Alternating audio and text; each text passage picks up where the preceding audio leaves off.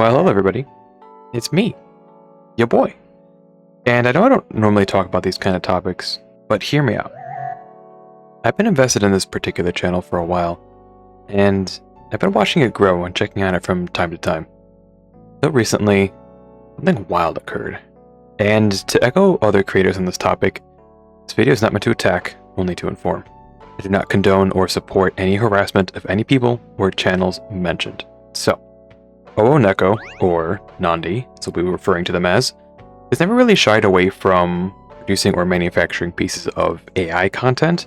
They've been quite open about using AI to be more authentic to themselves and their creative process, which I myself do partake in. We've had a few successful streams where we'll ask like ChatGPT who would win in a grand spectacle of a fight. We've even asked Starry AI and Suno AI, which is also part of the story, to make us some silly art or music. But today's topic arose from Nandi's controversial video / playlist called Nekko's AI Playlist for Enlightened Artists, which is a name for a video for sure. Fans of Nandi took up issue with this video because it used the controversial Suno AI, as mentioned previously, to create and manufacture songs out of lyrics written by Nandi.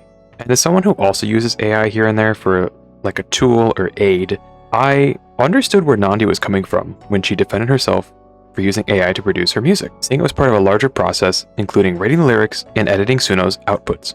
I understood her point, as I feel like just copy and pasting AI art as your own creations just seems immoral to me. Akin to reposting popular television show shorts to amass millions of views, you didn't make that content, nor did you have a hand in making it.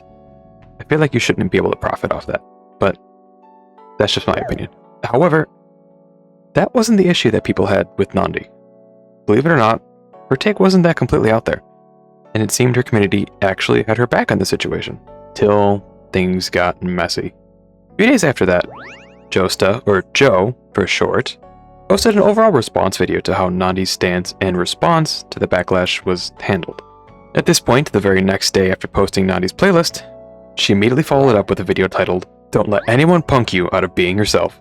A title and sentence that becomes quite haunting later on. Josta's video focused on the response to this video, and how bizarre it seemed to be. Josta's video titled How to Lose an Audience Trust, OwONekko's AI art stance and how it harms artists, or the recently renamed for conciseness, OwONekko's generative AI stance and how it harms artists, was generally a very polite and calm critique on how Nandi taken her audience's concerns about the ethics of AI and transformed it into something completely different about expression and authenticity. Josta cites many different cases to where generative AI is used unethically, such as Adobe and their newest content policy. Joe explains this topic much better than I ever could. I don't make videos like this ever, really. So all related videos will be linked in the description. Please go check out Josta's channel, not only for the context, but for their amazing art skills. But that being said, there have been quite a gap between the discrepancy between using AI for authenticity and using AI for ethics arguments. However, yet another channel has been dragged into this debate. Quite a large channel at that. This channel remained redacted in most of Nandi's videos and comments, as well as Joe's videos and comments. So, out of respect, I will not be naming this channel, but if you know, you know. Let's call them 3 so we don't get confused, and censor the third person in this story a little easier that way. So 3 had left a comment on Nandi's original playlist, to which Nandi immediately plastered onto the thumbnail of the response video. Nandi had redacted 3's name and icon as to keep them anonymous. However, Nandi proceeded to use the incorrect pronouns for 3, as well as delete comments politely correcting the pronoun usage. This has sparked a large debate on if Nandi was doing this maliciously out of transphobia, but again, that's for you to decide. I'm not a knowledgeable person whatsoever.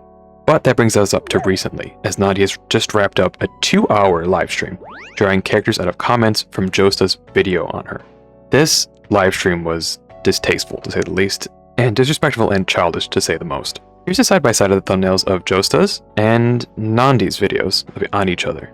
The difference in respect is tangible, and the comments on the livestream, as well as the subscriber count plummeting for Nandi, speaks for itself. And as a TLDR of Nandi's 2-hour livestream, it really was just her dragging Josta for her video and those in Josta's comment section for simply agreeing or disagreeing with a strong statement on either side and alleging racism against Josta. And again, I don't really weigh in on these topics, but after supporting Nandi in her efforts in her channel, it really hurts and disappoints to see her hard pivot and double down on her stance to be authentic, especially if that means being mean, nasty, and hurtful to everyone who disagrees with her. Josta has edited the pinned comment on the video to reflect Nandi's livestream, and I'll have it up so you can read it for yourself. It did not have to be this way. I realized that my problem was that I wasn't being 100% me. This is what I want to do. This is it. So if you don't like me, then I want you to go, y'all. And it's if they gonna hate me, at least hate me for being me.